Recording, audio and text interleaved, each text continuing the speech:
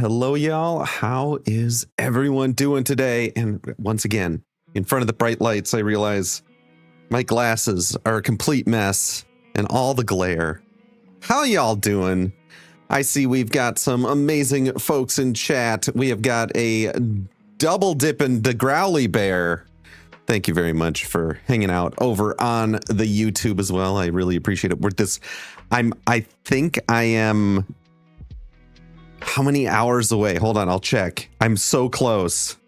Like, it might even happen today. It might even happen today, and then I can stop begging for y'all to hang out over on the YouTube. Hold on. Where are we at, chat? We are at 3,986 hours. So 14 hours to go. And then I can monetize on YouTube. Tika Koski, did I get that right? Over on YouTube. Welcome on in. You love retro effects. Well, thank you. I love you, man. I don't know if you're a man or whatever, but I love you too. No, it's so fun. It's so fun to hear folks who are using the plugins, who enjoy using the plugins. It's why I build them. And so thank you very, very much for letting me know and dropping on in. It really does mean a lot to me. So thank you very much and welcome to the stream. Someone is bringing me some water. Oh boy, someone had a rough night, but not as rough a night as Mr. Oliver. Ollie the dog. He's not going to be on camera today. Hey, how you doing? You do look like you had a rough one. Ollie the dog is not going to be on camera today because Ollie, as far as I can tell, I think he ate something outside yesterday and he has got a sick tum-tum. So he is upstairs on the couch, just passed out, trying to get through the day today. Oh, it's not fun. It's not fun. RetroFX is your go-to tool for streaming. That is awesome. Have you tried the downscale upscale, wrapping all your retro effects in a downscale and an upscale? It makes a huge. Oh, he's phasing through the door again. Careful with that axe, man. How you doing? Oh no, my camera's doing this. My camera's glitching out. What? This code's got a lot of wild underbrush that needs to be logged right out. Okay. Time to sharpen that axe and cut away the excess to keep things running smoothly, eh? Okay, now get out of here. How many reminders do you need? You know, at this point, I just don't think we'll ever fix it, CAD. I don't think we'll ever fix it.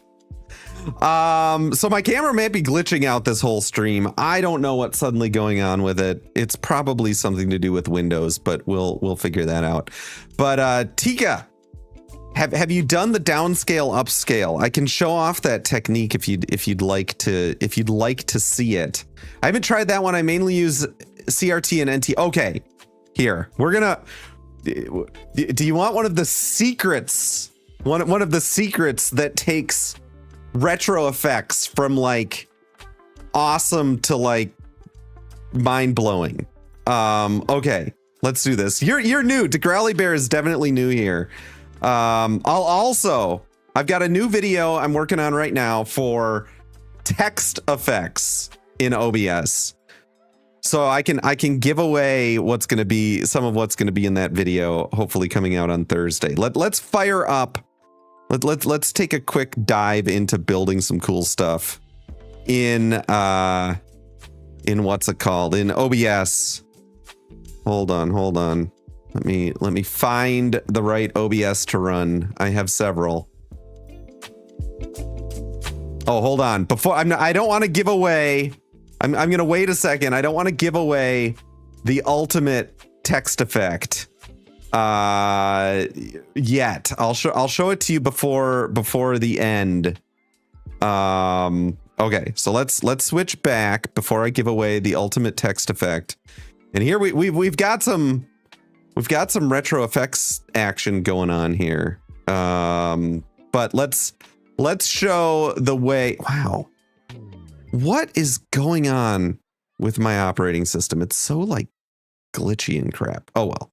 We'll worry about that in a little bit. We're going to go to filters here. We're going to get rid of this advanced mask. What is going on? Everything is so slow, chat.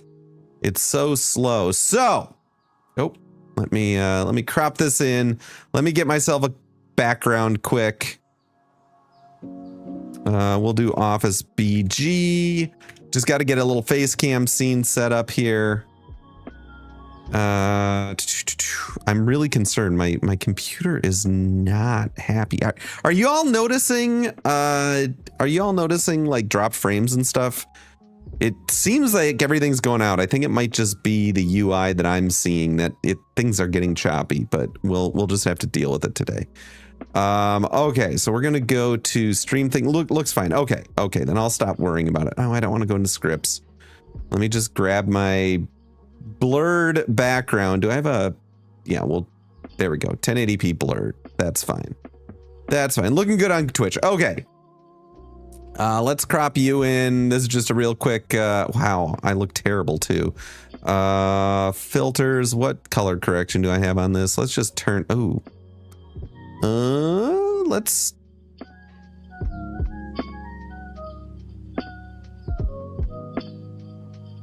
Oh, saturation is up a little. Hey, does that look okay? There we go. Okay, so we got a basic face cam here. So the trick, and Tika, I don't know if you're familiar with Epos Vox. He's done a ton of really cool stuff when it comes to content for creating an OBS and things like that. But he let me in on a little secret that using what's it called? Using this upscaling and downscaling to make things look even better. How's it, Graham? Meld adding generative AI into their software is a big no-no for me, not gonna lie. I have feelings. You might have seen the video. I'm actually not 100% opposed to, well, I won't get into it. I'm not fully opposed to everything, but I have certain misgivings. I think they're, yeah. You do know EPO uses music. Okay, so let's go ahead here. I'm gonna get rid of this advanced mask because we don't need it. And let's go ahead and add a NTSC filter to this. So I'm gonna add a retro effects. We're gonna call it NTSC. And we're going to go ahead and add this NTSC effect. And you can see, you know, we are getting some of that old-timey goodness. You know what? Let's make our camera. Let's make me bigger. I'm the streamer after all, right? So there we go. You'll be able to see the effect more. So you can see like the color bleed around. It's looking like an old TV. Maybe we bump tuning offset up. I don't know, maybe to like 2 so that we get a little bit of static. We add just a little bit of luminoise into here. You know, maybe add a little bit more banding to the outside. You know, you get it. You get it. You've done this before. So we've got some bleed going on. We've got some bleed strength. And this looks good. This looks good. It feels like an old TV, an old broadcast signal. The way we can dial this up a notch, if we go ahead and we start by adding a scaling aspect ratio. Oh, shoot. Let me, so you can actually see the filter. Oh, it's off the bottom. It's a scaling aspect ratio. This is a filter that's built into OBS, and we'll call this downscale. And what we're going to do here is we're going to set our resolution down to the minimum, which is 640 by 360. And our scale filtering, we want to do point scale filtering. So it's going to make us super, super tiny at the bottom. Next step, we're going to duplicate this and we're going to do an upscale. And our upscale, we're going to go back to bilinear and we're going to scale this back to the original resolution. So we've essentially taken things, we've compressed it down, we've popped it back up. And what we want to do is we want to apply our NTSC filter between the upscale and the downscale. Oh, come on. And now it's like way over the top, right? So we need to adjust our settings a little bit. Let's get this back down to like 1. Let's get our band size, you know, cut that down to like 5 pixels instead of 20. Right. And then, you know, band strength can stay. Maybe our bleed size gets cut down to like 12. And now, because you're actually doing that downscaling and that upscaling, you're applying the NTSC filter at the resolution that NTSC usually worked. And you end up getting this like extra grittiness to everything. It looks like the Backrooms video footage. I know. It makes a big difference. How you doing, G class? How you doing? So yes, you can definitely get a more authentic grittiness. And so what I tend to do is apply a downscale where I scale my source way down. If I'm using a 4:3 aspect ratio, I'll actually scale it to like 240, 320 by 240 or whatever, and then scale it back up from there. And then you can go ahead and add in with your retro effects. You can add in your CRT, and for our CRT effect, you know, we'll increase the black level and white level here a little bit. And I typically tend to apply that then outside. If you apply that inside, you get this really, really big pixels. But if you apply the CRT outside of the downscale and the upscale, you really do start to get the feel of that old TV. Need to make it 30 FPS now. Easy enough. Easy enough. So we're going to go ahead and add retro effects, and we'll do a frame skip. Oh, I don't like how that, I got to fix that. And we'll skip 1 frame. Now it's 30 FPS. Let's skip 4 frames. Now we get even choppier. The main problem I have is I mainly do live streams, so YouTube compresses the video quality so much it mushes. Yeah, that does definitely become a bit of an issue. That definitely becomes a bit of an issue. It works better sometimes on like, you know, long form video where I don't think they compress things as much, but yes. Okay. Well, do y'all want to see a preview of the text effects that I'm doing for my next video? Y'all got to let me know what you think of these. I'll just show you what they are. So text effect number 1 is going to be a typewriter reveal effect. And it looks like this. I think that looks pretty good. I think that looks pretty good, especially when you start to add in one of these sort of gritty typewriter-like fonts, and it occurs when the text source becomes active. Is there anything you could do about that problem? Tiki, unfortunately, not a whole lot, because you have essentially, from my understanding through YouTube, you have no control over how they compress. About the only thing I can think to do is over-exaggerate. So maybe you do end up doing a downscaling and an upscaling and apply in between, and then over-exaggerate the banding so that it comes through after the compression. That might help a little, but unfortunately there's not a real good way because YouTube's gonna YouTube.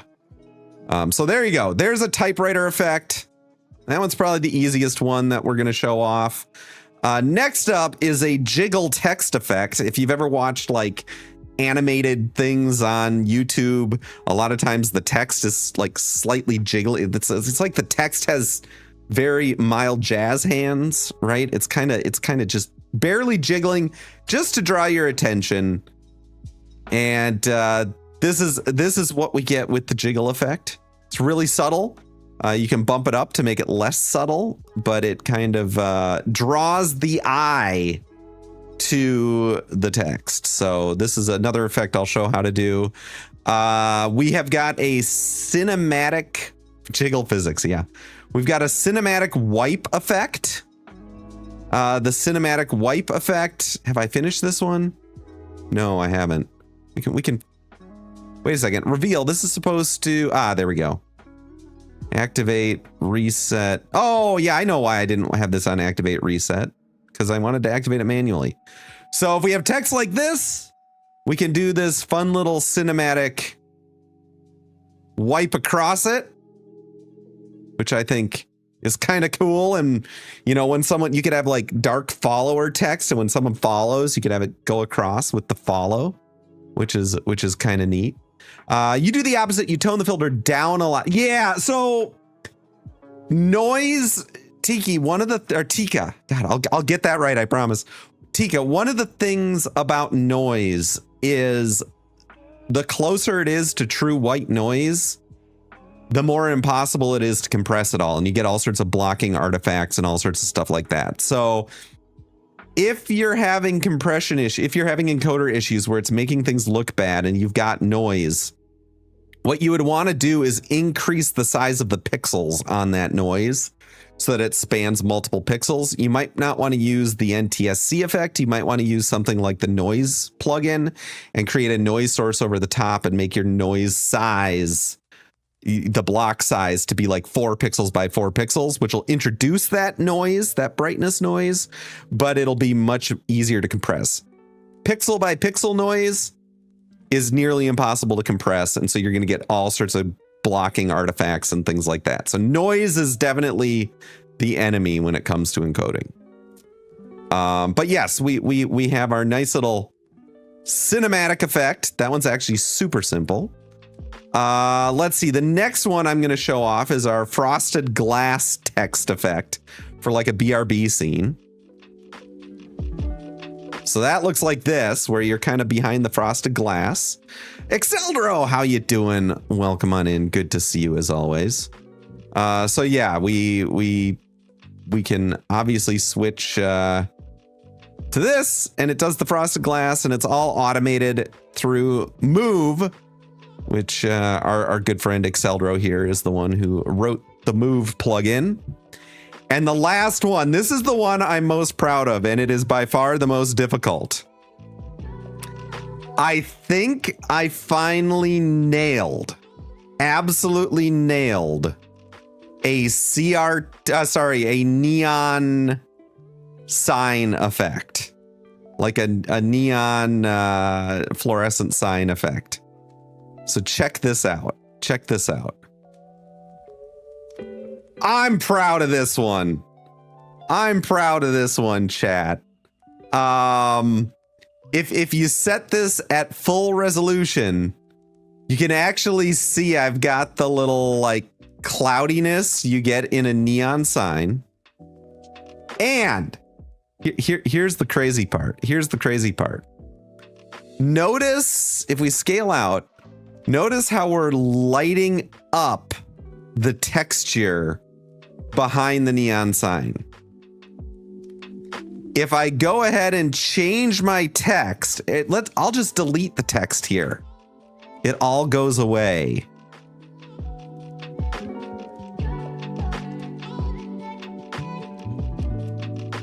Look at that.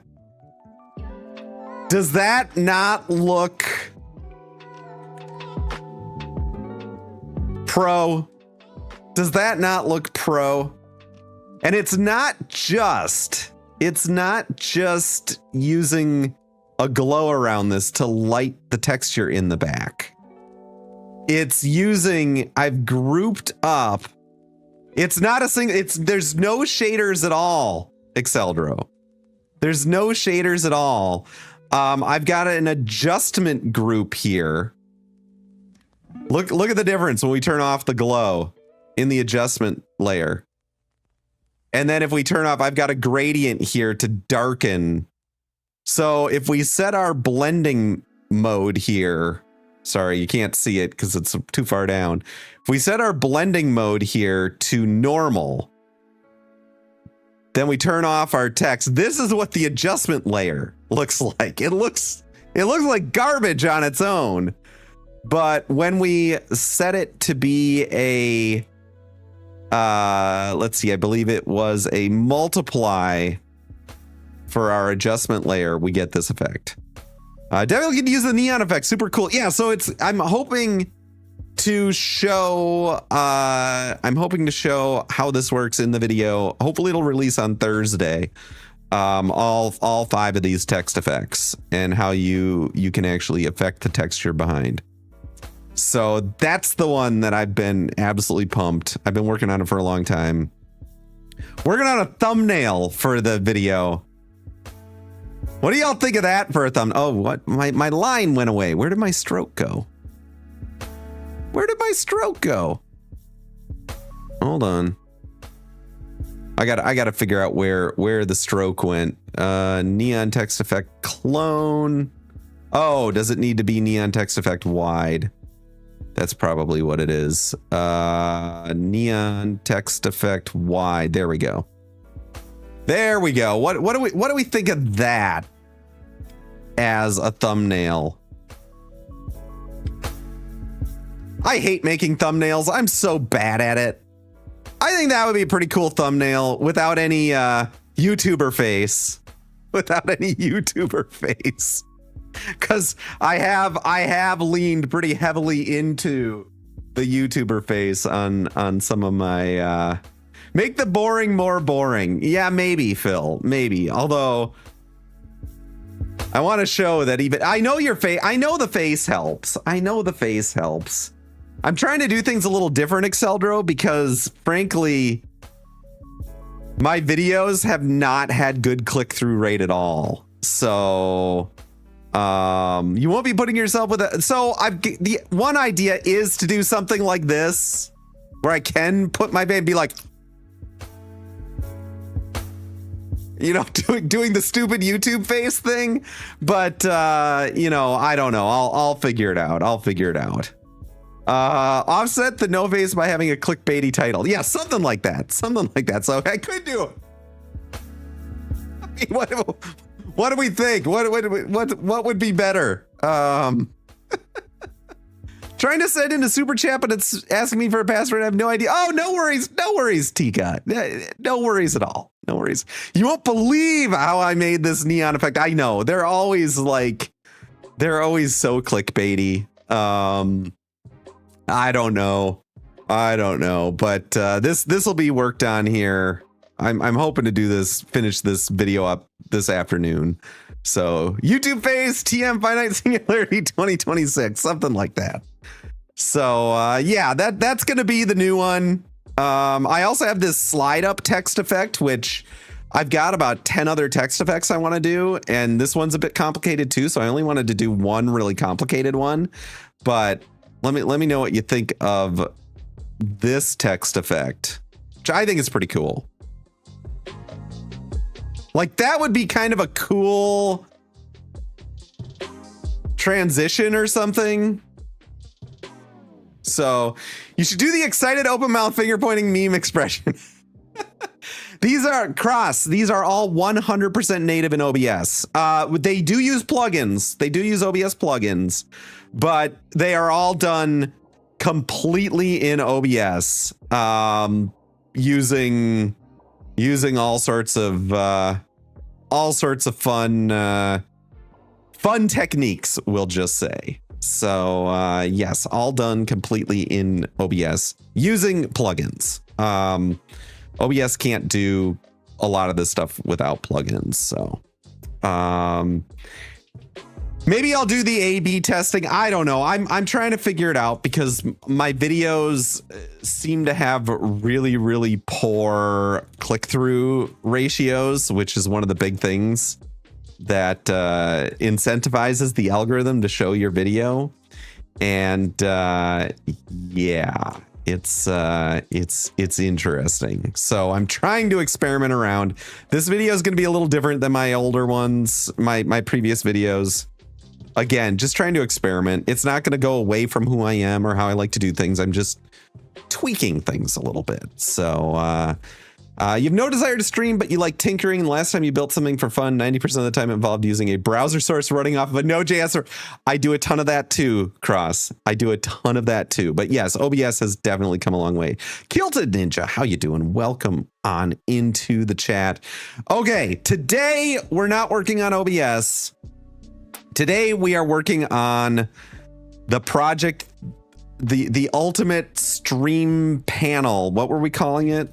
Well, we should open our Excalidraw to remember, to refresh ourselves on what we were calling our Stream Deck panel. The Fingato stream panel. There we go. There we go. Gotta add the nutty shock to your thumb. Doing well. That's great. That's great. Yeah, things here are good. Things here are good. My computer's being a bit weird this morning. I don't know. I don't know. I wish there was a market for it like there was for making emojis and such, but it's sort of a dream job. Oh, what? Just like building cool stuff in OBS? Absolutely. Hey, Nigel, how you doing? So yes, we are designing the Fingato stream panel, which is going to have 4 covered switches, a key to turn it on. We'll eventually add this key to enable these buttons, but that'll come in a later iteration. The 6 Stream Deck buttons, an emergency stop button, and lastly, our giant stream lever. That's all going to go through our Stream Deck module. Thus, it'll act as a real Stream Deck. Some parts have arrived. So before or after picture with a facial expression, yeah, guaranteed. I've tried that. Actually, you know what's hilarious, Tika? You might not be far from the truth, because my most commonly viewed video these days is this one right here, where of course I have disappointed on one side and happy on the other. So you might not be wrong. We're up to 19 freaking thousand views on that one. 19,000 views. So yeah, crazy. But these, they haven't performed as well. And this one, as I expected, wouldn't perform as well. So, you know, what can you do? You're cynical enough to think it absolutely works. It probably does absolutely work. I don't know how I'd fit 2 faces with text moving. It might get a little busy with that one. So it might just have to be like text on my forehead, where there's boring text and I'm like, and then there's like awesome neon sign on my forehead and I'm like, or something like that. I don't know. Let's see. That's fascinating. I'm surprised the IO from the Stream Deck is modular. So the IO from the Stream Deck let's talk about this a little bit. Hold on. We're gonna go to our top-down view so that you can see the parts, because I'm realizing that everyone here wasn't here for some of our other shenanigans, which led up to this, where we discovered how some of the Stream Deck actually does its thing. So let's try to review some of it. How about? Oh, come on. Oh, this part I don't like about this, the way I've got this set up. Sorry, we're gonna go with this. This will be close enough. It's at a little bit of an angle, but it'll be fine. Okay, let's switch to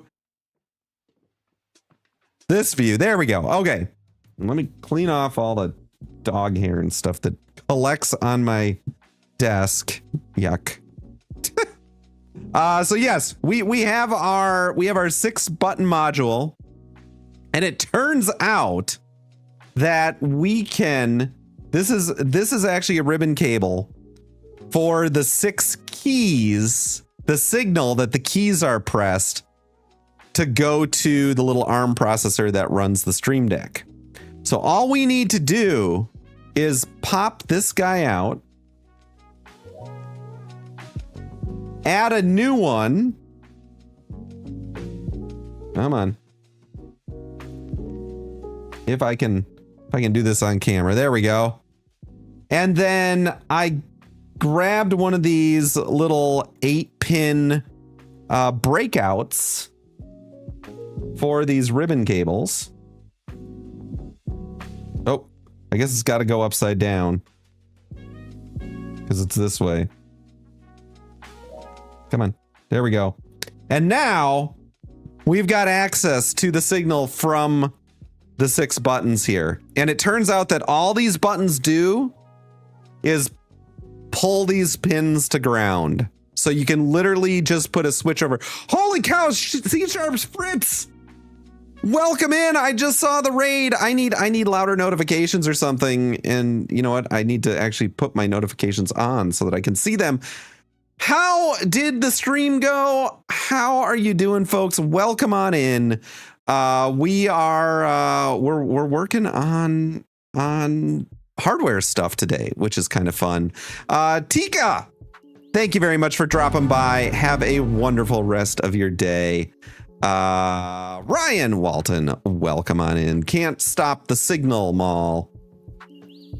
Not sure what that means. I'm old. I don't know the lingo. I don't know the lingo these days.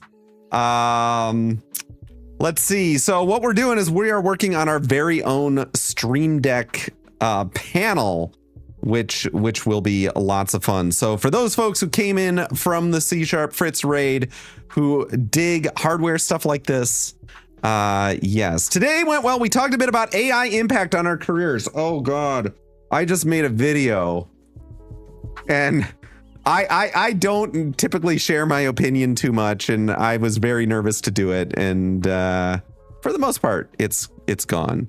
Can't stop the signals from Firefly. I knew it sounded familiar. I haven't watched Firefly stuff in forever, but definitely enjoy it. Janiscu, did the mech classic thing happen? I didn't even notice. Are our redeems working?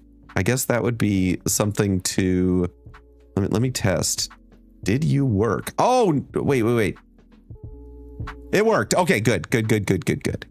Okay, so let's get back to this. Does this baby Stream Deck support folder buttons? It does. It supports everything that all the Stream Decks do. So if you just hook this up normally, it acts just like a little baby Stream Deck, but we decided we wanted to figure out how to make the buttons work. So, usually premium products like that are solder and build, so you can't just deconstruct without breaking it. So Cross, I think you'll dig this. The Elgato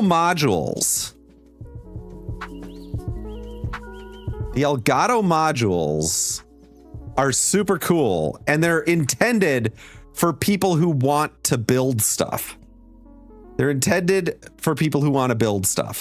So you can look here and you can buy a 15, a 32, or a 6 key not only do they give you access to the module, which you can do whatever you want with, they also give you all the details, SDK documentation, so you don't even have to use Stream Deck software if you don't want to, HID documentation, so you've got the full USB spec for it, so you could write your own drivers for whatever you want to do to it.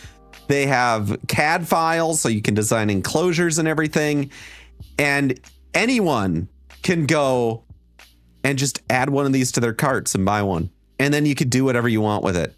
It's super fun. And then if you're wanting to actually make products with it, you could do bulk buys and things like that. So it's super, super cool. Let's see, catching up on chat, Svekos, thank you very much for the follow. I appreciate it. So technically you could hook up infinite commands through combinations of those 6. It is. You could do a ton of really cool stuff with this. Let's see, YouTube username. My half-baked ideas for an easy to read chat for streaming outdoors. Use an e-ink second monitor and need new chat render that overwrites instead of that. That sounds amazing. That sounds amazing. I really want to get more into e-ink stuff. I love the e-ink stuff. It is so much easier to read. There's so many neat things you can do with it. I really want to start messing around with e-ink stuff. And Cross, thank you for the follow. Welcome to the stream. So yes, this is the kind of stuff we love doing this, Cross. We built a wireless Stream Deck on stream. I've got a whole video on my YouTube channel of the wireless Stream Deck and how it's put together. We've built a wireless video streaming platform using an Elgato capture card and a Orange Pi that does all the encoding and stuff. We've got this project we're working on, and then we also build OBS plugins to do fun, crazy stuff in OBS. So there was my sales pitch for the stream.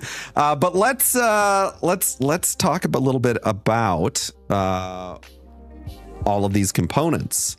So if we take a look at our matrix cam here, we obviously have our Stream Deck module and our breakout. I ordered and received over the weekend some switches that are better than the other switches that I got. So what we've got here, let me open this up.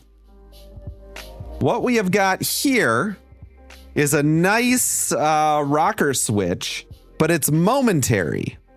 So when you push up, it completes, and then when you release, it switches back. So that's my thought for the keys that we're going to be using here, because ultimately most of the software for Stream Deck is based on momentary switches where you push it and release. And so the thought would be maybe this switch turns on and off my lights, and this one turns on and off the mic, and this one turns on and off OBS, and this one maybe starts the stream or something, right? But because we do things completely over the top, and we got way over the top last week, which was a ton of fun, we wouldn't want to accidentally bump one of these switches. And so we have switch covers to secure your stream, where you have to pop open the switch cover and then you can push the switch to toggle. So we have the switch covers, which is so much fun. And I've got a ton of these things ready to go. What else do we have? For our lever,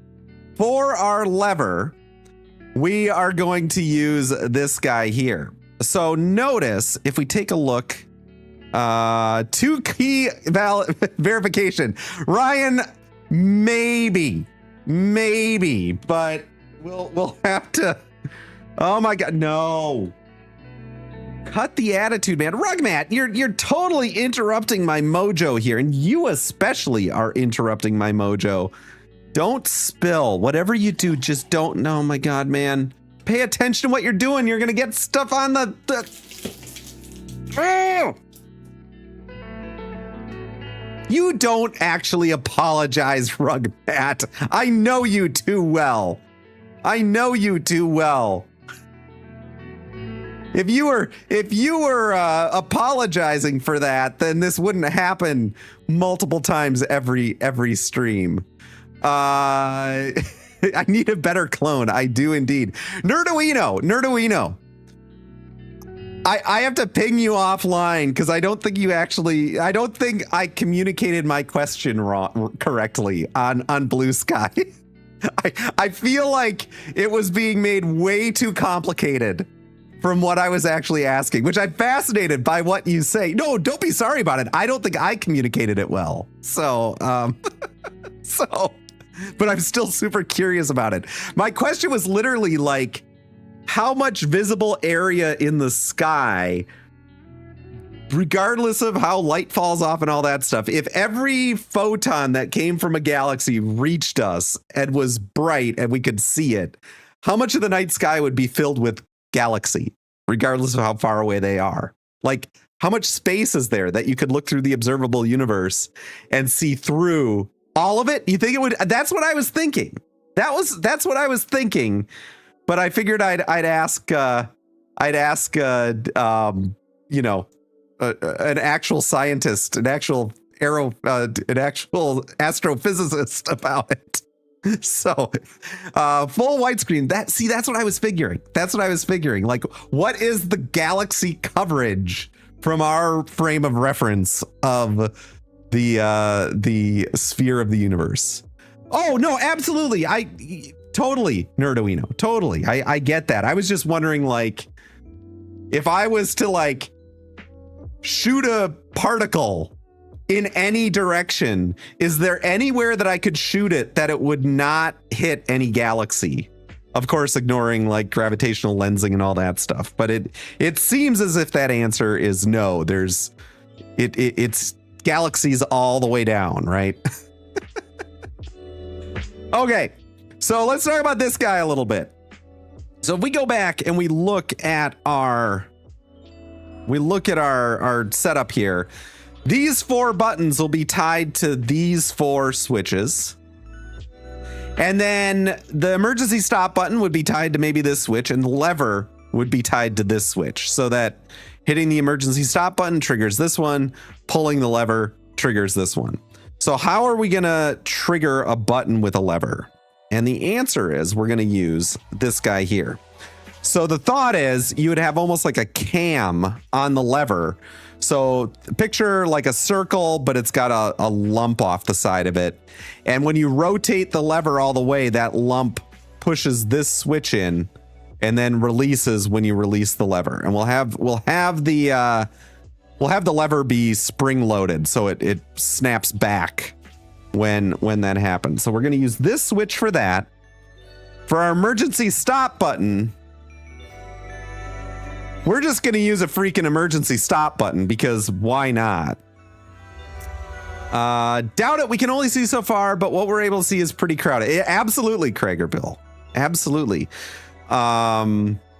But, you know, when and it's probably that shifting of light and everything that Nerduino was commenting in my question on Blue Sky. You even see when the James Webb Telescope looks out in a given spot, you see some of those red dots, but there are spaces between that are black. And then I guess the question is that because the light's been so shifted that we can't see it anymore? Is that light been obscured by dust and things like that? Or are there actual voids in those tiny little spaces where one galaxy isn't necessarily overlapping behind another? So I guess that changes the question slightly, because if you zoom in tight enough, maybe there are empty voids. I don't know. These are the kinds of questions I ask, and my wife is like, "Are you on something, honey?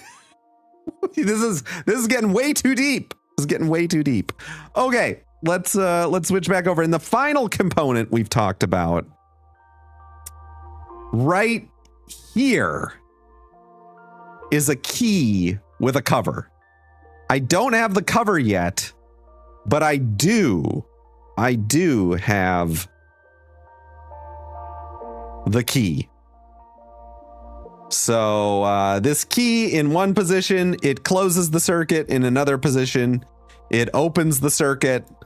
And yes, this will turn it on. So we'll use that circuit to interrupt probably the 5-volt power line from the USB input, so that you're able to turn the thing off and it won't work. And you need the key to turn it on.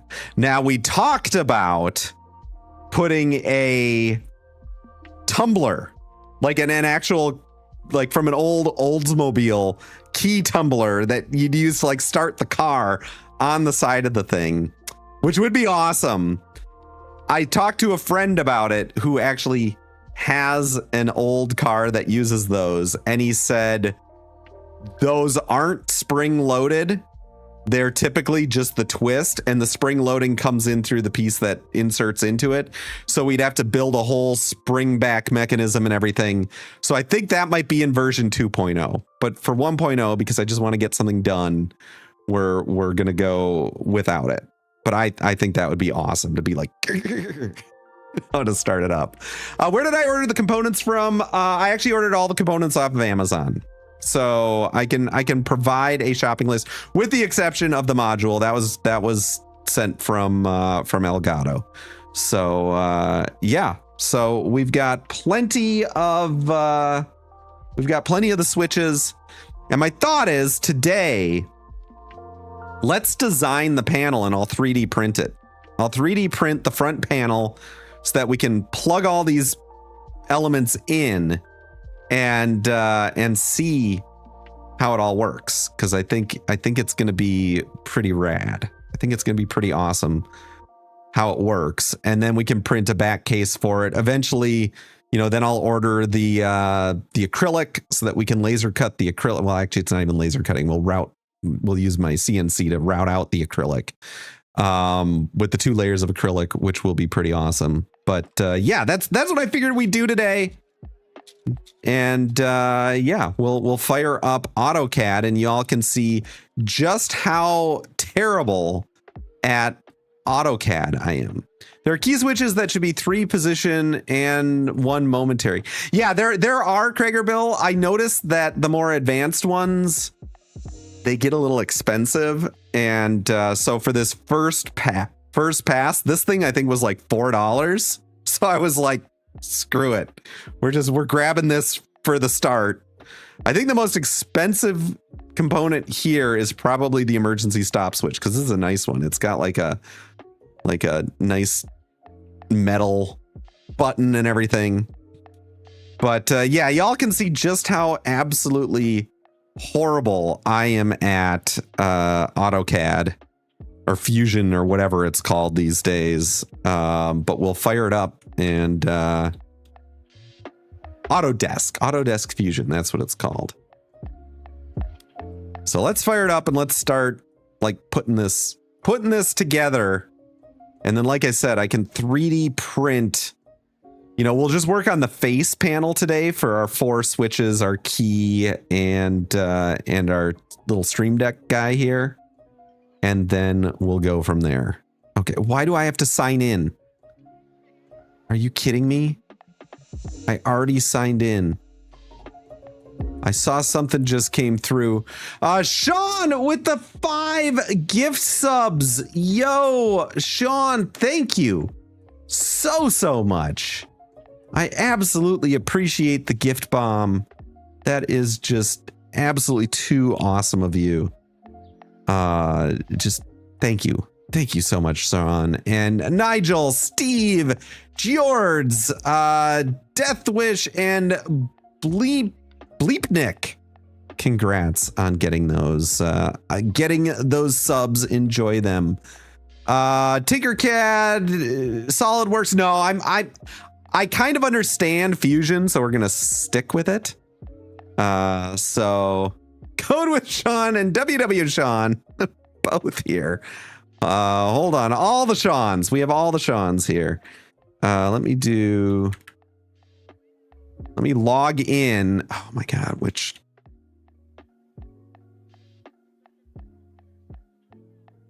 Are you going to work? Oh, now I got to get a code. God, I hate that. I know why we use it. But the two-factor authentication, especially since I was just logged into it like yesterday and the stupid thing logged me out. Where is my code? Here we go. My one-time passcode, y'all.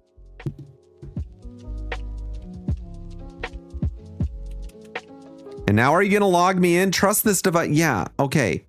You told me I had 30 days. Are we going to log in now? Are you going to be able to do it? Autodesk? Yes, you appear to. And we'll see how slow this runs while I'm running OBS and all the things. Oh my God, it's really slow, chat. Let's see. Have I shut down everything that I don't need to have running?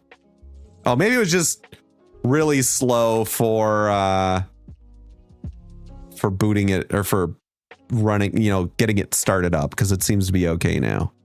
Okay, let's start to design here. Hey, Rambling Geek, what's going on? Okay, so the first thing that I want to do, let's go grab the CAD files for our 6-button deck thingy-mabobber. Okay, download CAD, 16 keys. And it looks, oh, I don't want to open it in that though. Spaha, how you doing? Rambling Geek, what's going on? Let's see, who else do we have? Did anyone else new come in? Krager Bill, I think I said hello. We'll keep chugging along here. Okay, let's just drag you in here. You're not gonna work like that? Okay, fine. Be that way. Let's see if we open or import. Open. You discovered my channel last week. Great content. Greens from Brazil. B1K Media. Is that what it, or Black? Is it Black Media? What's it supposed to be? I want to make sure I'm pronouncing it right. Thank you. I'm glad you're enjoying it. I'm glad you're enjoying it. Open from my computer. Click to get, okay, hold on here. In downloads, we have this one. Are you gonna open? Black Media. Perfect, perfect. I'm so bad at reading the like leet speak or whatever it's called. I should be better at it, but alas, I'm not. Okay, so this is gonna give us the whole thing, right? We can like rotate you. There we go. And I think all we need is actually like this top surface. We're gonna use that to cut out our buttonholes, right? So hold on here. We're gonna go ahead. I want to rotate you. Now I forget where all of the things are. Can I just click it and is it? Let's see if I click on. Oh, geez. Why are you so complicated? Okay, wait. Keycap module named views. Are these all together? No. Okay, I'm terrible at this, chat. Can I group you? How do I, oh my God. I'm where is group? Select objects and press enter. Okay. Select objects and press enter. It would be better to bring in as a component. Okay, how do I, let's bring it in as a component then. We're going to delete. Oh, actually, this is all I think I need is the keycap bit anyway, but delete and what? How do we bring it as a component? God. They've changed it all. This is so different from the last time I messed with this. Is there like an import component? Oh man. Once we get moving, I guarantee you I'll get the hang of this, but everything has now changed.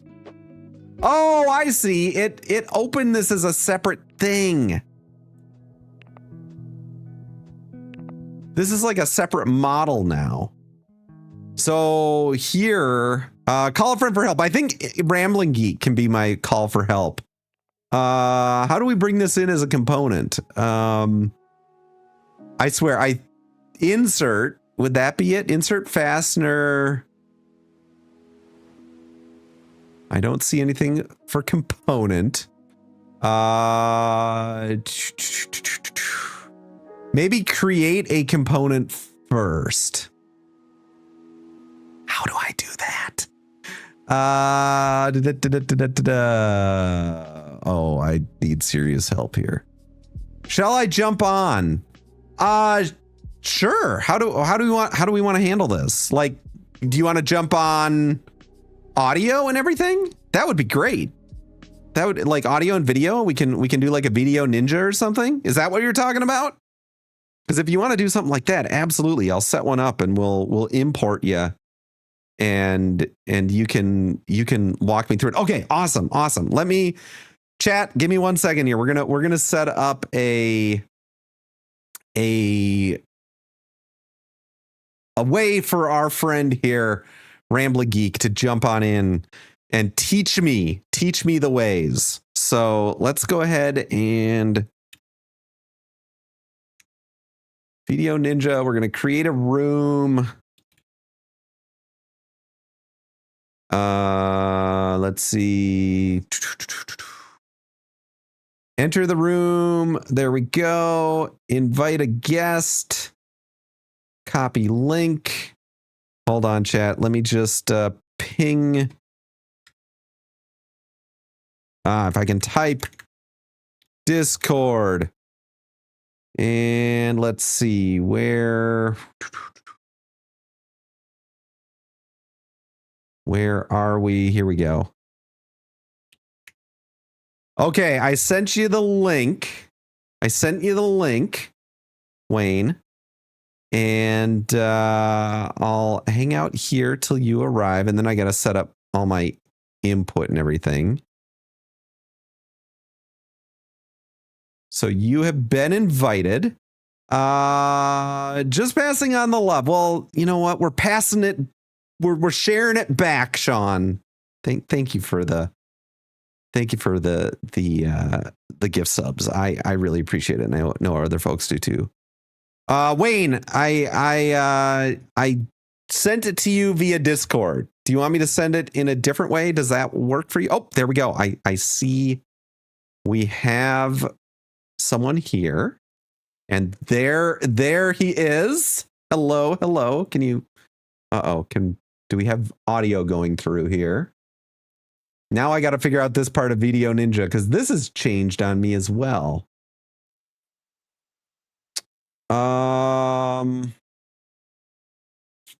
I forget. How do I bring my mic into? Oh, here we go. Hello.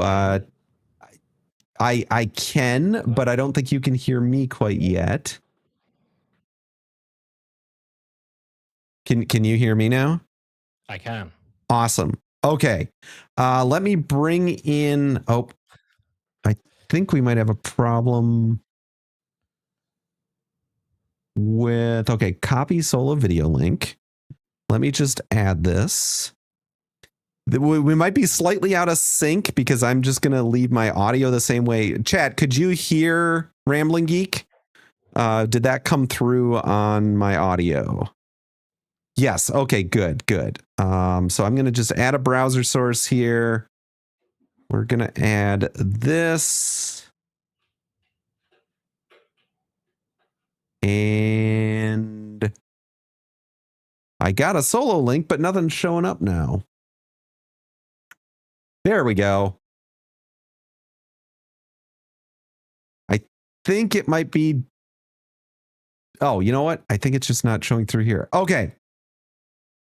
Try talking. We'll see. We'll see if this works. Wayne, do we have you? Oh, you can't hear me now. Oh boy. Hold on. Oh. Got it. Okay, hold on here.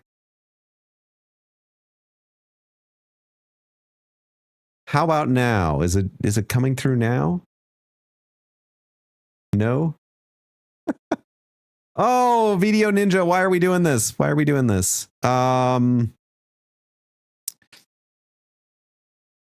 Let's see. Well, I'm not getting through anything right yet. Try talking. If you can hear me through the stream, try talking. And I got to figure out why my audio now is not coming through Video Ninja when it was just a second ago. Check, check, check. Oh, now it might be coming through.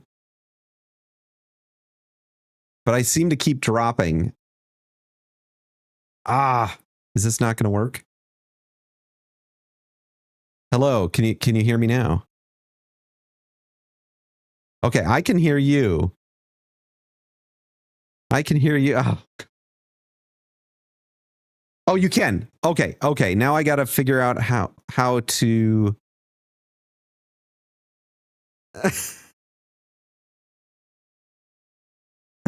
Let me add one more audio source here because for some reason it's now not coming through my main audio. So let me just go ahead and add an audio output capture, and we'll output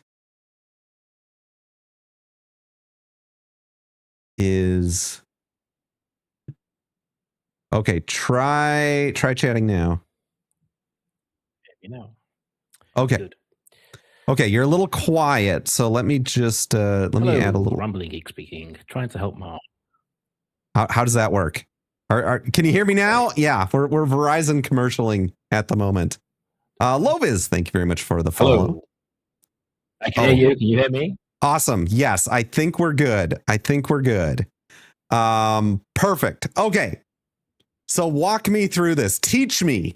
My brain is a sponge. I will do my best. Okay. I will do my best. I am no expert, but I can see you are struggling.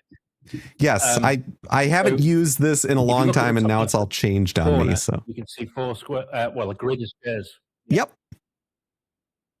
Okay, I've got that open. Yeah, you keep facing it. Okay, so click New Project. New project. Okay. The button top right.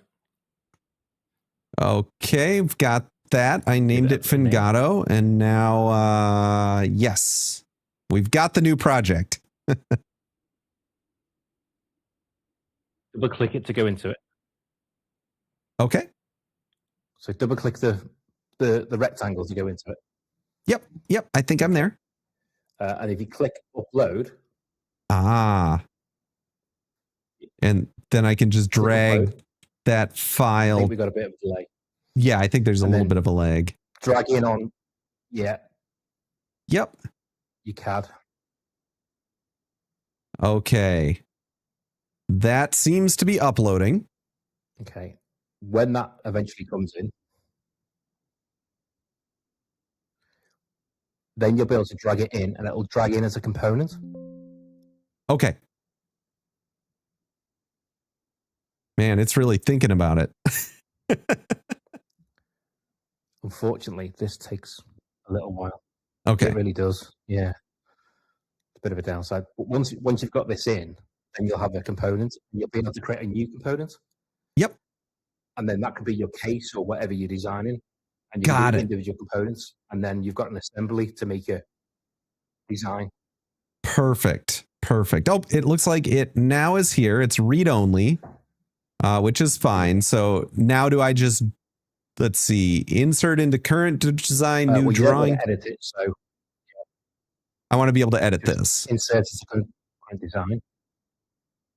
Insert into current design? No. Oh, it doesn't matter. So insert. Yeah. Mm-hmm. Yep. Okay. I could hear the delay and confusion you.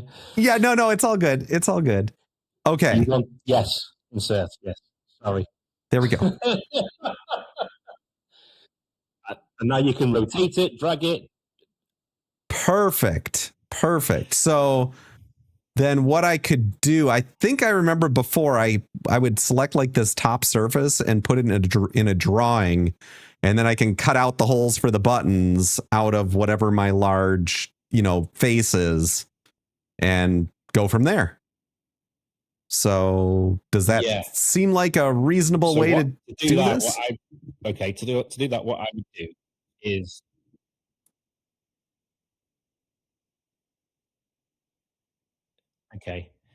So this is going to get complicated. I'd create another object, which is your new object, which is your case. Okay. And then you can select what you said and you project it onto your plane, and then you can cut it out. Okay. So how do we create? Through that might be interesting with this way. Well, tell you what, I'm pretty quick with moving, so why don't you just start talking and I'll start trying to do what you're saying in real time, and then we'll definitely go back and forth because that's how it ends up working. Okay. So, that's what you just moved. Okay, click OK. Brilliant. So if you, what have you got? I'm just trying to check what document type. So top left-hand corner, you can see sort of the document settings, name, views, origin, and the name of the component. Top left. Right here. Yes. So come down in the actual document. Yeah. Expand document settings. Okay.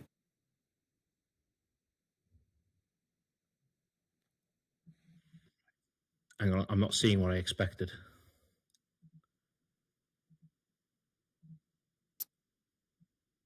Hello, Valerie and David. Welcome all to the stream. Design. I think you're actually in a component design. Okay. Yeah, I think I'm in. Oh, is it because I dragged it in there?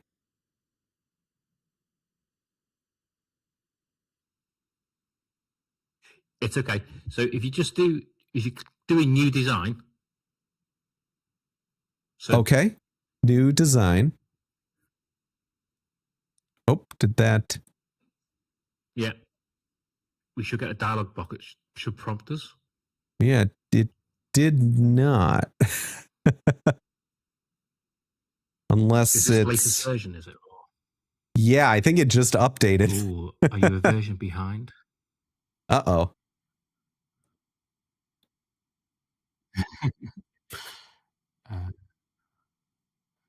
Why didn't you get? Yeah, it doesn't seem to want to. I see. So click on the little the A4 piece of paper above it. Oh, here. Yep. Oh, new design. There we go. No, do new design. Yeah. Okay. It's not okay. This is throwing me now. Not prompting. If you do expand the document settings again, because we want it to say hybrid design in there. Yeah, I'm just getting units. Right. So you're on the. You are. Okay. It's fine. What's thrown me is the icons we're seeing along the top and the toolbar. Okay. It should be okay. If you click assemble. Click assemble. Why am I not seeing assemble? Oh, there we go. Yep. Third or fourth in from the left, depending on how you count it. Yep. And just do. Yeah, just do new component. Okay. Got it. Yep. So that opens a dialog for us. I think that's helping. Yeah, give it a name. And this will be for the one I was after, but I think you're a version behind or two.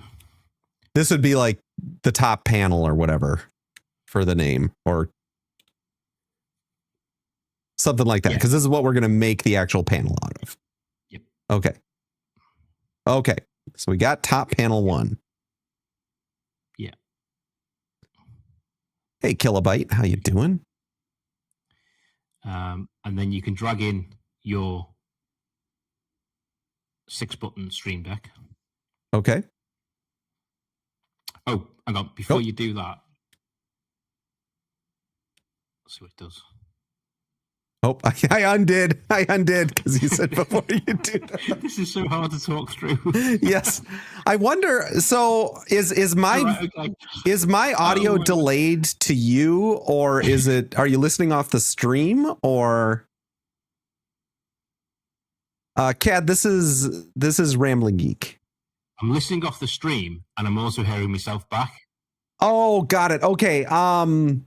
I see the mic in Video Ninja is lighting up green now when I'm talking, so maybe it's a setting on yours that you could get the audio in through there.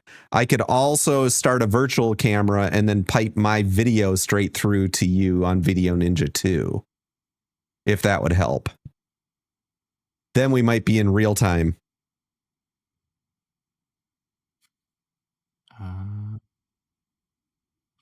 Yeah. So if I were I just don't want to consume so much time was trying to get setup going. We don't. Yeah, no, but I think it might help in the end here. So if we turn, let's see, camera, which camera do I want? There we go. We want to do OBS virtual camera. I've got my mic with effects going through. And I should be sending you video now over Video Ninja. Are you seeing that? I am not seeing it. No, I'm just seeing Elgato. Camera Hub. So it's not, it's showing me my own. That's my video. Interesting. Yeah, I can see myself and I can see Elgato below, but I'm not sure if that's you or me. Okay. You might have to hit play on the video because that's what it was before. I don't know if it got paused or something.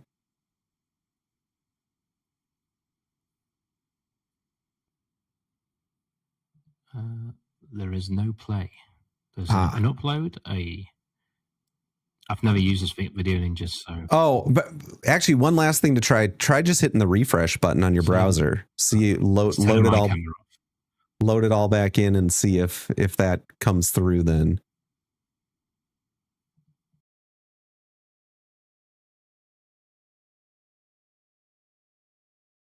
Chad, I've always had really good luck with Video Ninja, and now things have changed around. A beekeeper was indicted after he confessed to years of stealing work. They charge him with embezzlement. Love it. I have your video. Okay. Do you have my audio through the browser? I have your audio. Okay. Awesome. Fantastic. So you can mute the stream and then watch it here. Perfect. Okay. Now we're off to the races. Can I make you bigger? Is that even possible? Yes, I've made you bigger. Fantastic. Oh, perfect. Okay. So I think you're a few versions behind, so I'm not seeing the dialogues in the right or similar order, which is throwing me a little bit. Okay. But we should be okay. Okay. So you've got your top panel in there now. If you click unsaved. Unsaved. Hold on. Yeah. So do you see the browser as it's called? You've got unsaved document settings. Oh, yes. Unsaved. I see. Yeah. Click on save here. Save it because you don't want to lose anything anyway. So yeah. And then we'll call this panel or something. Just okay. There we go. Okay. So below that now, if you click on panel V0 below so the way Fusion refers to this tree, if you call this the browser. Yep. Okay. So if I say go to the browser, this is what I mean. Got it. Okay. Okay. So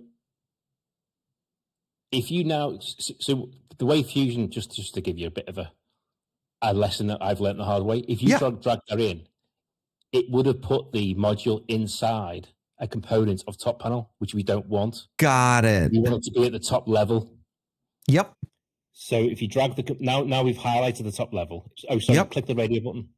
Click this one here. Yeah. Now that's active now. So when you drag it in, it'll become below the top panel. Okay. Yep. Now we've got your component and their component. Got it. Okay. They're now separate objects. Perfect. That makes sense. Okay. I've spent far too much time in Fusion recently. It's all good. So I assume then I would want to rotate this to 90 degrees to get it flat. And I assume we're going to use something like this surface to then... We're going to give it a go and see how far we get. Okay. Sounds good. I had to hit enter, not... So to move it again, if you right click on it in the browser. Yep. Oh, right click on it in the here. Browser. Yeah, and you got move copy there. Okay. And then I can rotate it once again, and this time hit enter to put it in place. There we go. Okay. So now we want to work with our object or our component. Yep. So radio button.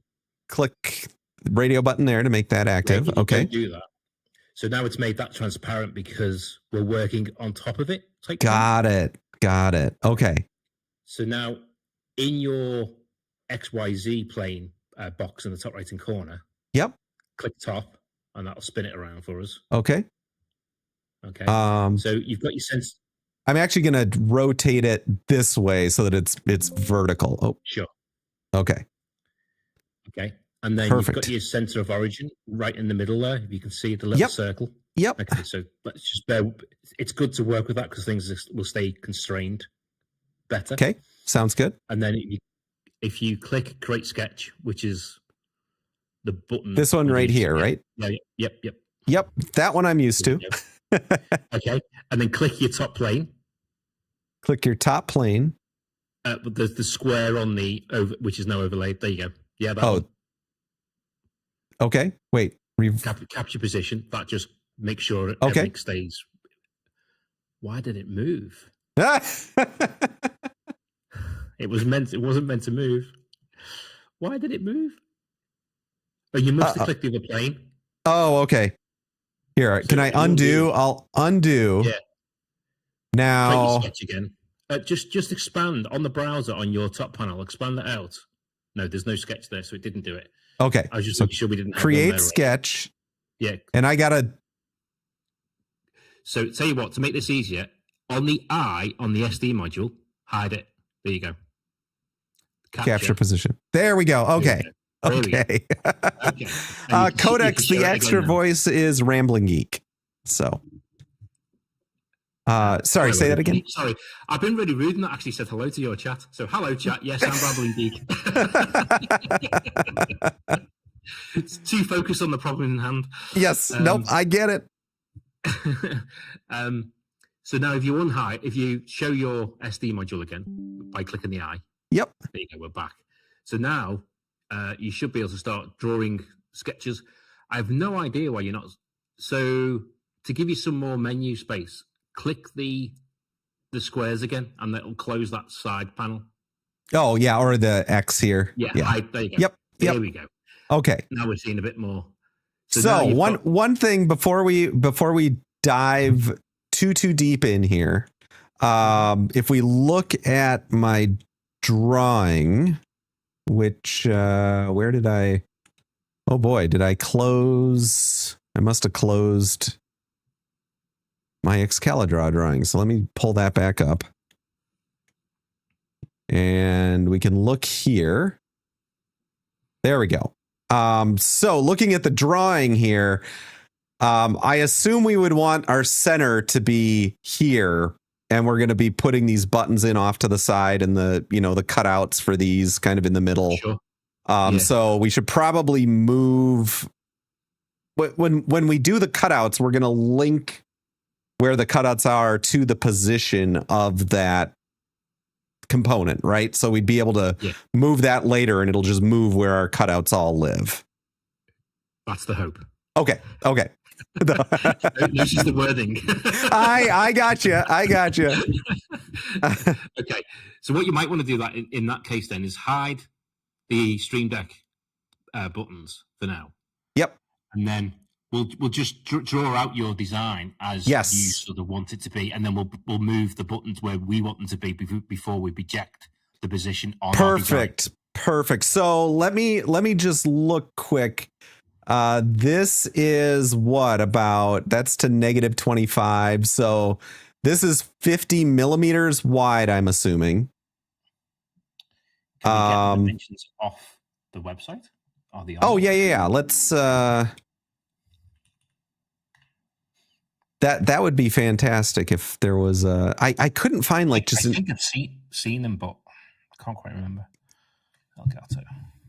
Yeah, if you see them, where is I could get the dimensions off the model too. You're right. Is that your chat? I haven't got your chat. Yes. Yep. That is my chat talking. So if I go to Stream Deck, I go to module. So CAD files. I see the dimensions of the 15. I think I complained to them about this, and I don't think they've done it. I had asked them, could you please just put up a like a PDF that just shows the dimensions, and they were going to do it, and I don't think they have. So I think we'll have to grab them off the model. So there's only one here as an image for the 15 key. I'll just make sure if I go and select the 6 key, does that change? That would be nice. Nope, it's still the 15 key. So I think we got to just take them off of the actual drawing. So, but that's okay. We can do that pretty easily, can't we? Just with inspect. No, maybe not inspect. Where's the ruler? Well, I've got the dimensions of the module. Oh, so you do? 19 by 71 by 51. 71 by 51. Okay. So then let's just kind of make a guess, because we can always modify it later. So if the module is 71 tall, maybe we do we'll start with just 120 tall here. And then it looks like 51 if we did 1, 2, 3.5. So 103 plus 26 is 129. So maybe we do 130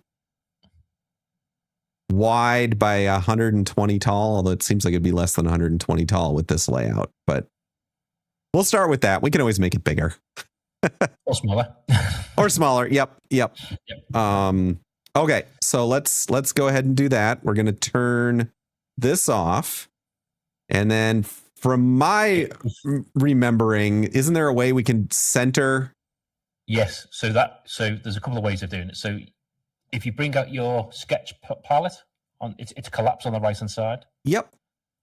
You've got the center button there. Center rectangle. There we go. And then we would make this, what did I say? I said 120 millimeters tall by, I don't know. I'll do 150 wide for now, and we'll modify that later, but that's centered. So there's our panel. You could make those parameters so you can change them later. Perfect. So to do that, how do I make parameters? Click on it again. Okay. And just do height equals 120. Okay. And then width. And so now I assume I have a list of parameters somewhere. Yes, you do. That I can. Somewhere. Where's the dialogue? I'll just try and show you. So what the problem you've got, because it's a new install, you haven't got all the buttons shown. So they're all hidden behind the little drop downs under each menu. Got it. Okay. So if you go to modify. Yep. There you go. And then in the change parameters. Perfect. And then if we look at top panel, sketch 1, we've got width and height.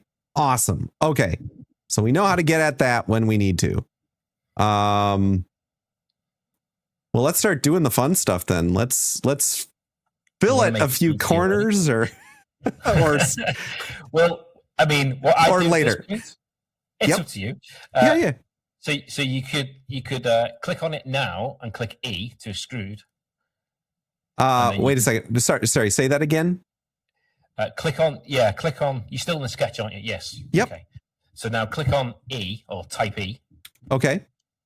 And then now you can say, make it as big as you want. So this is going to be a box. So this is where we need to discuss how you want it to look like, so I have an understanding of what's in your head. So is it a box that's going to be chopped in half? Is it a box that's going to be shelled and just have a base with the screwed on? My thought is that it would be a box that has a top surface that's like at an angle. So if you looked at it from the side, it would be a flat bottom. It's tilted up. Exactly. So that you can flip the switches and change the things from there. So how are we going to want to do this?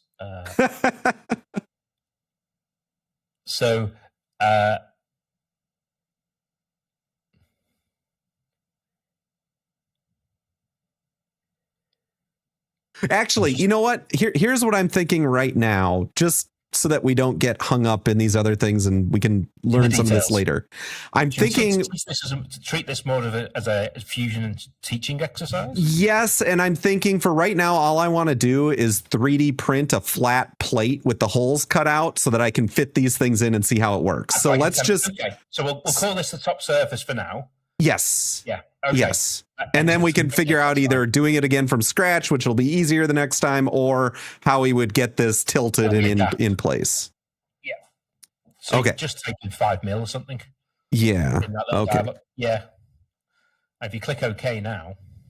Yep. You've now got your flat surface. Got it. So this I should then be able to see. Perfect. Okay. And then you can change your perspectives on the little bottom toolbar in the middle. Button, this one here. So that one will let you rotate it and twist it around and do all kinds of stuff. Yeah, okay, perfect. And then, because it didn't look... So you've got, if you click the little computer screen in that toolbar... This one here? Third from the this right. one. I see. One. And then you can do your... Because it helps me messing with these, you can do your perspective and your orthograph. Oh, got it. Okay, so I got visual. Yeah, it's down off the screen. Let's see, camera. Okay, so perspective with ortho phases. Yeah. So the reason I bring that up because sometimes you'll twist something round and it'll look twisted. Got it. Okay. So that fixes that. It depends on what you're doing and how you're manipulating things. Got it. Okay, good. I'm constantly flicking it between different views to make sure it looks correct. Good to know. Good to know. So now it's all depending on what you want to do. So if you can bring in the Elgato buttons if you want to. Yeah, let's work on the Elgato button. So we want to go back to editing the sketch then, correct? Or is that not how we would do it? I don't know. I'm doing all this top of my head. So if you unhighlight it, show the buttons. I think you're still in a view there, so you need to hit the sketch. Oh, does it let you do it? Oh, there you go. Yeah. So now they're underneath. Yep. So if you hide your top panel. Yep. Right click on it. Oh, there's a couple of ways we could do this actually.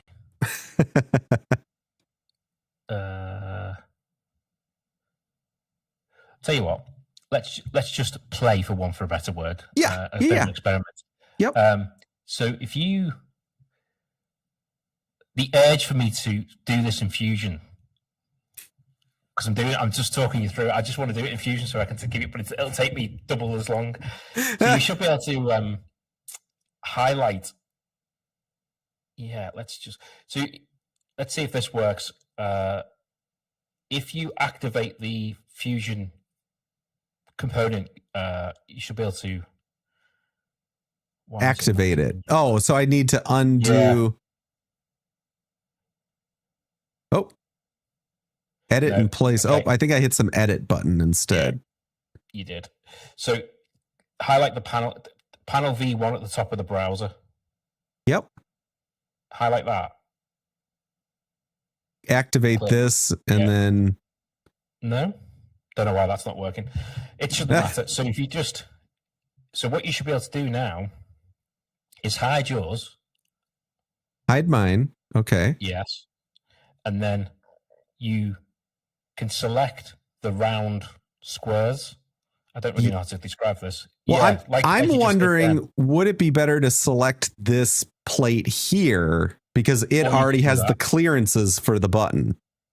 Okay, well, maybe 3D printing, things shrink. True. So if you click, let me try and explain what we're going to do rather than doing it. So if you can click that surface and then you can click P on the keyboard, and that does project, and it'll project it to the surface above. And then when we OK, it outlines what you've clicked. So now if you highlight, this is going to be quite difficult to talk through. So I click, so I've highlighted this one selected. Yeah, and then see that each of those buttons will be, you can click them. Oh, well. I see. But am I getting just this? So see the purple outline? So that's what you've got. So we want the outer one, don't we? Yeah, I think that's. So what should happen when you're on the very edge then, rather than doing it individually, you go very, very to the edge and then double click. It should select the whole lot. Which, oh, I see, like here. Oh. Yeah. Sorry, this is hard to talk through. Yeah, this is, let's unselect. How to click in a CAD program over a call. I did not have on my bingo card. Now, which edge am I supposed to? It's whatever edge you want. But when I go to this edge, it's only selecting this portion of the edge. It will, but if you just double click it on that edge, it should highlight the whole circle. No? It's not. No. It's not. No, it's only selecting the one. That was my thought. If I click here, now I've got this guy, and I know when you get into like the draw mode, you can then select the voids. If there's an issue with clearance, we can put an offset on. Yeah. So if you click OK now, let's see what projects, because it's thinking. Okay, so hide the Stream Deck like we did before. There we go. Now show yours. Now show ours. Okay. And effectively, you've got a pattern to trace. Yeah. Oh, now this works. Double clicking here. Oh, that's working. Okay. Yeah. So I can double click each of. Yeah, the projection tool is a really nice way. It's a bit fiddly to use, I find, but it's a nice way to take a physical object in the real world and get the dimensions very easily. Yep. Okay, awesome. So I can go ahead and what was I doing again? I'm selecting how do I get my mouse back? My arrow. Escape. Okay, there we go. Oh, now I can't. Well, now you're still in the project mode. I don't quite know what. Oh, I click it again. There we go. There you go.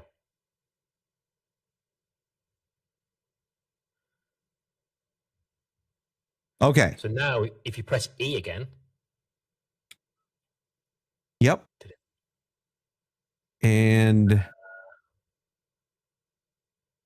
you should. I'm not sure that worked. Oh, do I have to? Yeah, it didn't seem to select it. What happened there? Right, yeah. Okay. So if you look, we're on panel V1, so we're doing the changes in. Oh, yeah, I need to be here, right? You need to be there. Yeah. Okay. It's a pain for that. So I gotta go here. Yeah, and then select this to do these guys again. Getting good at this though. It's a little hard to see, but well, technically we should make the other surface transparent or something, but that's a whole effort. Oh God, and I just clicked it, so I lost it again. Okay, hold on here. I'm totally lost. So I'm on top panel. Chat's like, oh my God, this is painful. I haven't even got your chat up. Let me get it up. No, they're not saying anything. They're being very patient. Thank you, chat. I know this is just compelling content on Twitch today. Do I detect a hint of Scouse in that accent? You do, Cross Keys. You do. So I'm not actually Scouse. I live over the other side of the water of the River Mersey. We are called plastic Scousers because of that. We're not real. Yeah, so Walton's bringing something up that this is the way I've done it in the past from my long ago memories. Was I would have inserted all these cut lines in the drawing and then only extruded the outside shell. So I would go into drawing, set all my holes and everything up in the sketch portion of it, and then you could just grab the one face that's the rest of it and pull that out to extrude. Absolutely, yeah. Okay. Nothing wrong with that at all. So why don't we remember how to do that? Why don't we just take a look there? If I open up the sketch, I forget, how do we go in and edit our sketch again? There we go. So we're in sketch. Now we just got to figure out how to, there we go. And I think what I remember doing was something in there as well. Or you could just draw straight over them with your own shapes. Yeah, something like that. Bruxus, thank you for the follow. And Bruxus says, I'm actually loving this. I've been curious about making custom Stream Deck hardware for a while. Well, that's what we're doing here. So we're trying to do the drawing part. I get the electronics. I can do the electronics. The drawing part is the part where I go, huh? So, I think in the end, the way I ended up doing this stuff was literally just like copying and pasting a piece out. But let me just see if I can grab. Now I'm not remembering how we. It's incredibly difficult to talk someone through this. It is. I totally get that. From what I remember, I was able to like project a surface into a sketch. Yeah, you should be able to do that again with the P trick. That should work in a sketch. Okay, so I should be able to click this and do something like P. Yeah. I've selected my surface. I click. Do I have to be on the sketch here? Click OK, and just because it should just show the pink outline. So if you hide the Stream Deck now, just to see what we've projected. Yeah. Yep. So then I should be able to grab each of these. Go ahead. Yeah, you could grab. I tend to convert them into proper lines, but you can grab them and draw them through. There's loads of ways of doing these things, isn't there? That's the problem. Yeah, exactly. Is it make it a hole, or I forget what I did before? It looks like my sketch is locked. Your sketch is locked. No, it's not locked. It's shown. That means it's fully constrained. Oh, got it. Okay. That's a good thing. Got it. Yeah. So I can select these differently. What if I were to? If you delete these, I'm going to try because I've done it this way before. Yes, I was going to say I was going to say exactly that. Delete that. Delete. Oh, if it lets you. Nope, it doesn't seem to want to let me delete. Oh, what do I? So okay, cancel that. Click the scissors. You want to go into trim. Oh, trim scissors. This one here. Yes, and then just click each line. No, it's because they're projected. You haven't converted them to proper lines yet. Oh, got it. Okay. Can I just delete this from my projection is what I'm wondering. Get rid of this box on the outside. Just leave me with my 6 holes. And then you'll be able to extrude. And then I'll be able to, yeah. So let's see if we can. I mean, I would do it with the delete key. Oh, look at that. There you go. And I think I got these. You are now the expert. I am just the mere Padawan. Oh, but I can't seem to delete these points, so we'll just have to deal with that. That's fine. So if you do E for extrude now, I mean, it's right in the middle of the where we don't. Yeah, we'd want to move this over. Which can I grab? Is it possible to grab like this and just? Is it M for move? Yes. I thought that might happen. Yeah. I can't move it? I'm not, because they're still purple, I'm not convinced they're proper lines. Got it. Okay. If you don't want to extrude the caps, you can shift click. Try removing the underlying component. Okay, so remove.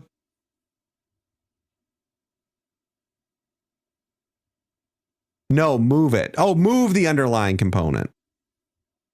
I see where we're going with this. So if we move. Oh, I see what, yeah.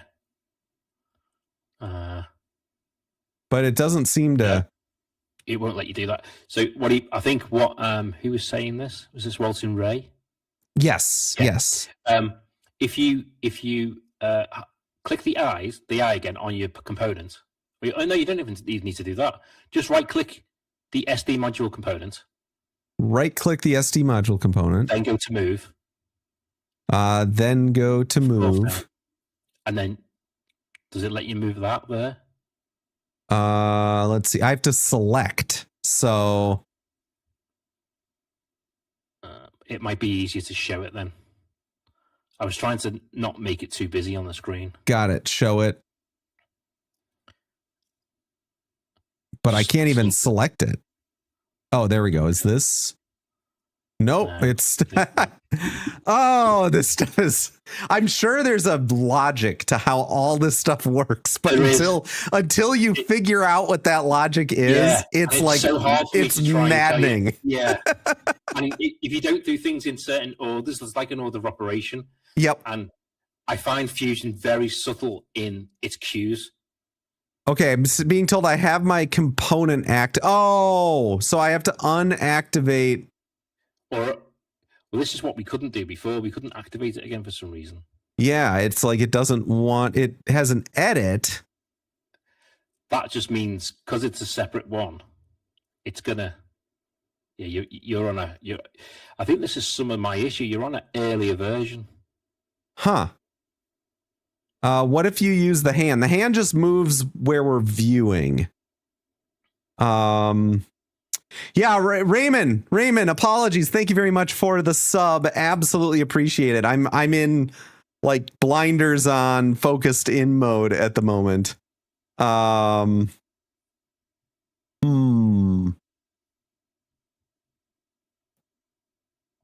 Need team viewer so he could take control, but then I wouldn't learn it. I'm trying to remember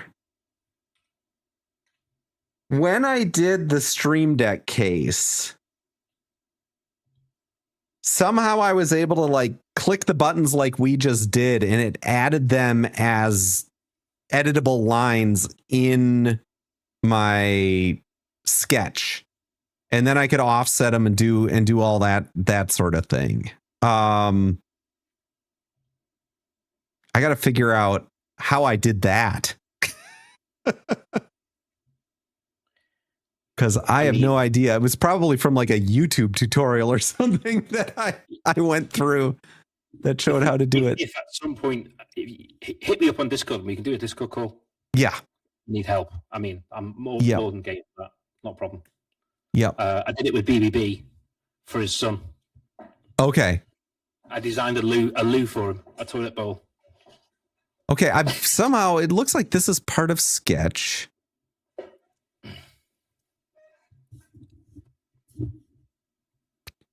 Can I move this now? Nope, because as soon as I hit the M, it doesn't let me select these. So somehow they have to be brought in. Experiment with it now. What's that? I'm just trying to duplicate what you're doing so I can help a bit more, because I'm a bit lost to where we've ended up, to be honest. I'm good at that. I'm good at that, making people lost. So this is, it feels like they haven't been fully, these lines have not been like fully integrated. What I ideally would like is the box, because I'll probably make like a little deal underneath that you can kind of insert the box into, and these holes. But none of the stuff is able to move. So I don't think I've actually brought those elements into the sketch. I think that's the problem I'm running into. So how do we... Well, they have to be in the sketch because now I've moved this guy to the side and it hasn't adjusted where these are. Right. Yeah. Bear with. Yeah. I'm trying to do it quick now and trying to do things quick. I'm under pressure. You put no, don't be under pressure. It is. I am coming up. I do have a meeting this afternoon I got to get to. So I am coming up in the next 15, 20 minutes. I gotta call it, but we sort of got started with it. And I think what I'll do, what I will do for you, if this helps, I'll sit here and do it and screen record myself and you can just watch me do it. Yeah, no, that would be great. Recording. That would be great too. And I'll share the file with you then. And then you, I don't know. Yeah. And I'll also go back and look, I believe, let me just see. Maybe we can determine what it is. I'm going to save this. Oh, user saved. Fine. Whatever. If we look at my old projects, 5 of 10 editable. This is, I hate this cloud thing too. This drives me nuts. Just let me save my flipping files on my machine. And let's see. Limit is not really a limit though. No, it's not. It just makes it frustrating. Of course, they want you to spend $600. Manage documents. So if I wanted to look at, oh, you know what? This isn't, yeah. This isn't the right project. I think I have a different account that has my Stream Deck project on it. Right. So, because I think I set this up before, and then when I was trying to design an Orange Pi case, I couldn't log into my old account and all sorts of stuff. So we've all been there. So I'll have to dig that up probably offline here. You can actively change things between editable and non-editable. Yeah. No, that's all good. That's all good. So this thing should be read only because I'm not going to edit that. Those things can all be turned off. I don't actually even care about any of that. Click at home and your other docs. Oh, maybe I got rid of. Yeah, it looks like I've only got the Fingato project in the Orange Pi case. So I must have done that with that other account. So I will have to figure out how the heck because I remember when I did it, it was easy. It took me all like 30 seconds to do. And I was like, oh, that was great. Now I can't remember what I did. Hey, DC, how you doing? Oh, wow. Look at that. Now I'm moving stuff all around. I don't even know what I'm doing here. So these have to turn into lines or something. I remember that. There's a way you turn these into actual lines in the sketch. Press L now. L. Place first. Nope, that's not going to convert them. Let's just see. Is there a? I would trace them at this point, but so I just draw squares over them and fill at them. True. Or you could just do one and do a pattern. Yep. But like anything, like software, when you're writing software, there's a million ways to do it to achieve your end goal. Exactly. And I think at this point, unfortunately, since I got to drop in like 10 minutes anyways, it's probably I'll sit here and I'll do it I'll have a go at my iteration of it and then I'll send it to you and then you can take that and do whatever you want with it. Awesome. No I appreciate that. So why don't for more? What's that? Sorry, I couldn't help more. No, not at all. That I appreciate it. It got us started. again, I'll try to figure out what I did with the other Stream Deck, because maybe there was this easy way that I seem to remember for the wireless Stream Deck project. And I'll see if I can dig that out. Maybe I have to dig deep into my YouTube history or something and find out which video I watched that walked me through it. Yeah. But in the meantime, a lot of folks are here that weren't here at the beginning. So I think I'll just do one quick last show of the text effects that are going to go into the video I'll be releasing on Thursday. And then we'll raid out to someone. But I really appreciate you taking the time to hang out here. It ended up being a hot mess, but it's not our fault. I blame it on Fusion, because Fusion is the most. Is this why people have those like special mice for Fusion that have like 93 different buttons on them that like do all the crazy stuff, and the like those mice cost £240 when I last looked. Yeah, I want to do more maker stuff, so I definitely do want to learn Fusion. I know there's simpler ways through like SketchUp and these other things to do simple models, but I'm one of those people that just like, I want to learn the real tool. Yeah, you know? I mean, so I started with, I don't want to take your stream up. No, it's all good. Was my thing. Yep. And you know, you hit limits in that, and you get frustrated with that. So yep. I think it took me 4 attempts to get into Fusion. Okay. But the last one, I was like, this is it. I'm doing down, it. Yep. I'm learning it. Yep. And I just, and it does, when you get your head around it, it's a superpower. It really does. Yeah. And from what I've seen, like the logic is there. You just need to learn the different dials and buttons you have to push to do what you're trying to do. And yeah, one thing I've noticed as well is every little glyph and icon means something in Fusion. Yep. Like, you know, I can see 4 constraints there straight off. Can you point them out to me? I would see the constraints as being the sides are constrained by this, and then are these diagonal constraints? Yeah, and then when you start drawing things, it puts more things in, and they're all little signals that when you go, I just want to put a circle in. Well, because you've got all these other little things in place, the circle won't draw. And as you've just found out, things won't move. Yep. Cool. Well, I do appreciate it. I'll crack on. Sounds good. We'll talk to you later. And thanks again for dropping on in. Thanks. Bye-bye. Bye all. Well, that wasn't exactly how I saw this all working out, but we got a little bit of a start, and I realized exactly how much I don't know. So that's always a good thing. Oh my goodness. If you don't save your don't save. Are you kidding me? Fusion cannot close until it completes or saves or uploads that have already started. Pause jobs. Just close.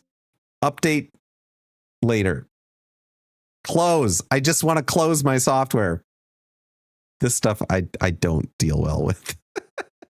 So I'll give you all, for those who weren't here at the beginning, I'll give you all a quick preview of the text effects because I'm proud of them. The video is going to walk through all of the different text effects and how to make them, these 5. And then we'll post the video here later this week, which hopefully y'all will enjoy. So let's fire up this copy of OBS and get that going. And then I have to prepare for a meeting. So there's the big one, the big reveal. But let's start with the simplest one. The first is going to be a typewriter effect, which just uses the move plugin to literally type out the characters every time you bring the source to the forefront. Here, let me get my music playing again, which is kind of fun. I also made a version that is like a computer console, which is also kind of neat. But the typewriter one is the one that is going to go into the video. The next one that we will show is the jiggly text effect, which is just that subtle little jiggle on text that you see in a lot of animations. It can be made larger or smaller, moving some sliders around. All this uses is the noise plugin. So it is a single filter on the plugin. And like if we went up here and did like 6 and 2, you see we can bump the amount of jiggle up. And it's just something that attracts the user's eye to the text. So it could be in a little call out somewhere if you have more of like a sketch kind of a feeling to your stream. Jalopy, God, no! I'm gonna ban you, Jalopy. Get out of here. Been tracking down some leads on a case of unnecessary branching with a lack of early exit. It's a huge violation of UPC Section A or B, not C. Everyone I've spoken to thus far has said the same name. Do you know what that name has been? Finite singularity. I'm not interacting with this. If I'm not mistaken, that's you, is it not, sir? I just go. Is there anything you want to tell me? I'm not even coding today, man. Well, I'll be back with a warrant. I'm turning this redeem off, man. You know what? No. I can't stand it. I know you planned it. I will set straight this and or gate.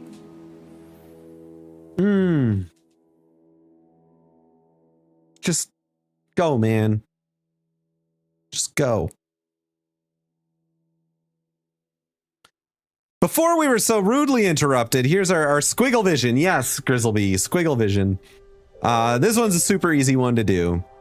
The next is a cinematic wipe effect. Raymond! I'm turning them off, man. I'm turning them off. Thank you for at least being a professional. Not spilling all over the floor. This makes me think maybe I just shouldn't release the video then. It seems like y'all just aren't that interested in the content. So maybe I should just not release the video.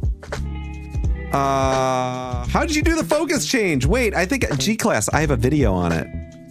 The video I released at the end of last week. Hold on. I'll get you a link. Because no one seems to be watching it. Oh. No one seems to be watching it. There you go.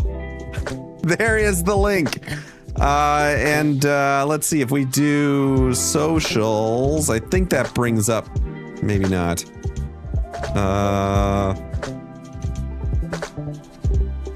G-Class, interested in the content? I hope you're interested in the content. So there you go. That's how I do the focus shift. But yeah, so the next version, maybe it's the thumbnail. Yeah, you know, I'm trying on the thumbnails, G-Class. It's probably a terrible thumbnail. None of my other thumbnail ideas seem to get much traction either. So I'm learning. I'm admitting I am not on my thumbnail game. I'm an old man, and I thought it looked cool, but obviously probably not. Although what's interesting, G-Class, is that video had an extremely good click-through rate. So I don't think the thumbnail is bad. It just, I was getting good views on it. I was getting good click-throughs, and after 48 hours, it just stopped getting any impressions with like a 9% click-through rate. So who knows? Maybe the algorithm found the only people who wanted to see it or something. Okay, so a cinematic reveal. This is if you have some sort of dark text, maybe you have like a dimmed out subscribe or follow button or something. And every time someone were to follow, you could trigger something like this, which is kind of fun. In the summer, wear a thong in the thumbnail if you make a waterproof stream deck for hot tubbing. No. that won't happen. That will not happen. But yes, here's a little cinematic glitz and glam text effect here, which I think is kind of fun. We also have the frosted glass for like a BRB scene. And then, the ducking doesn't appear to be,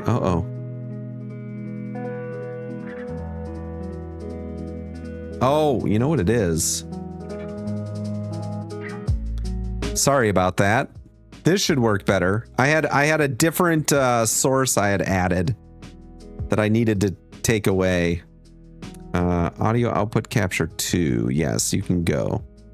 Is that working now? Apologies for that, chat. That's what happens when you start editing your scenes in real time. It was echoing a tiny bit. It was coming in twice.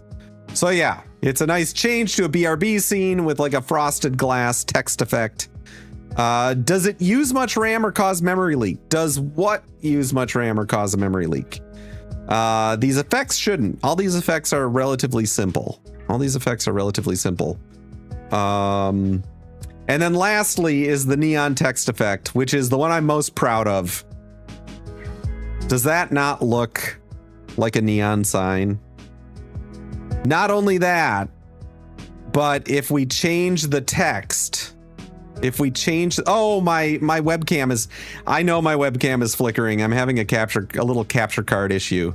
It's me. So, yeah, I gotta figure that out. I don't know why it's happening.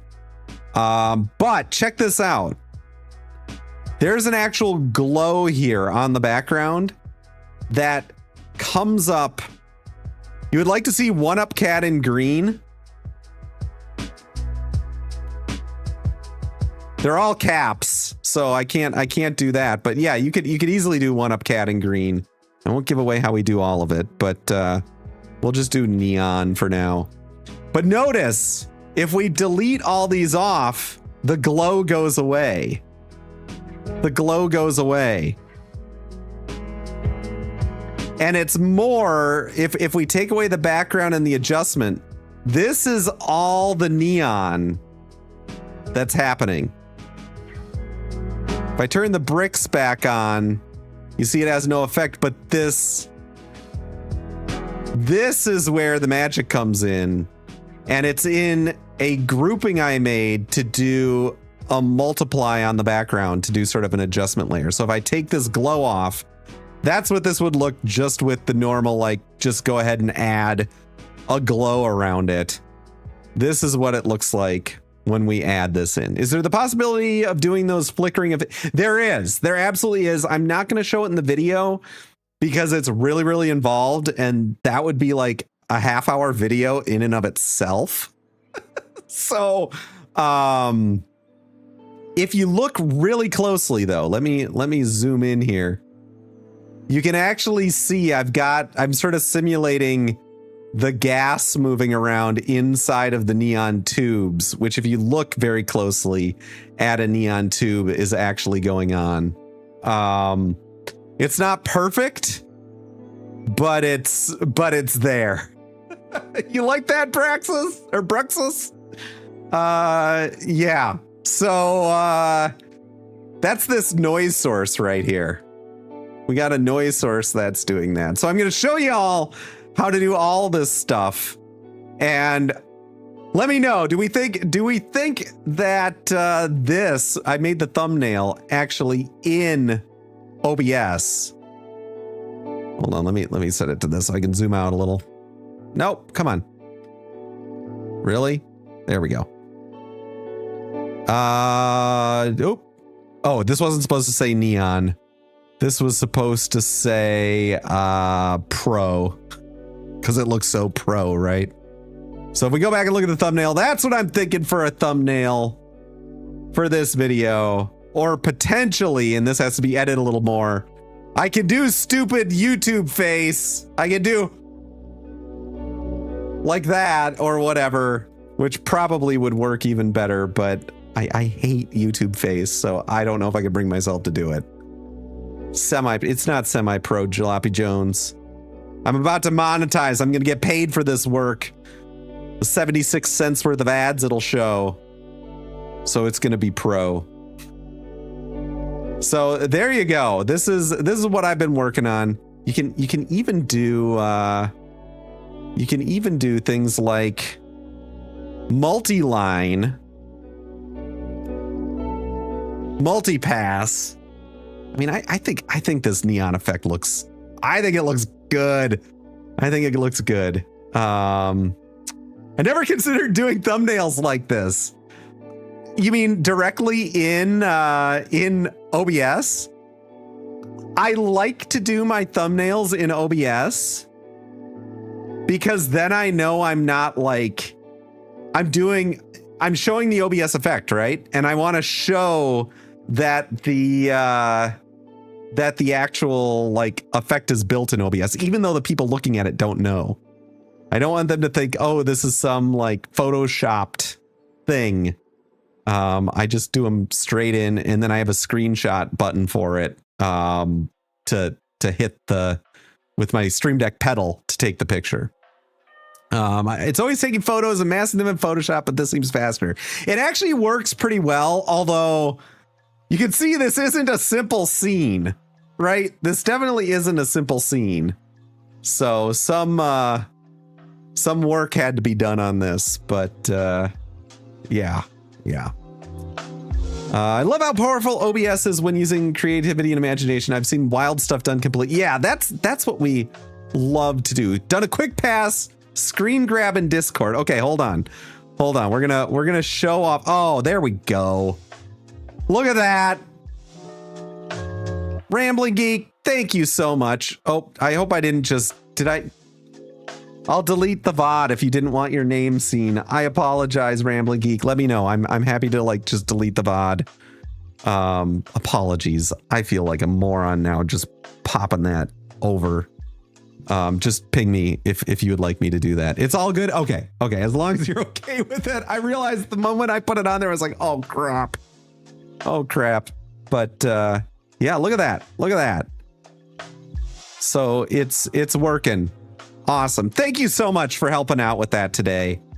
I am going to find someone to raid here because, like I said, I've got a meeting coming up that I need to prepare for. So let's find someone to raid. Who do we have that's doing the streaming right now?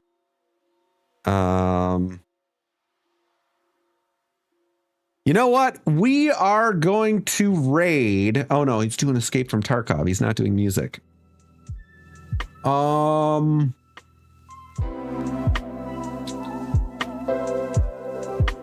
Since we were working on stream-based stuff, let's raid Zach. I never get to raid Zach, and it's kind of fun. So we will raid Mr. Zach Bussy. And we will use the raid call Finite. Oops, if I can spell it right. Finite raid. And if you've got the emotes, we will do a bunch of the all-seeing Clarkio Eye as always. So there you go. There are your 2 raid calls for the folks over on YouTube. Find someone to go jump into and say and let them know that that Finite sent you. And with that, always remember, be raid buddies. We'll see y'all next time. And for the new folks that joined in, thank y'all and welcome to the stream. Would love to see you around again in the future. And again, BRB, be raid buddies. We'll see y'all next time.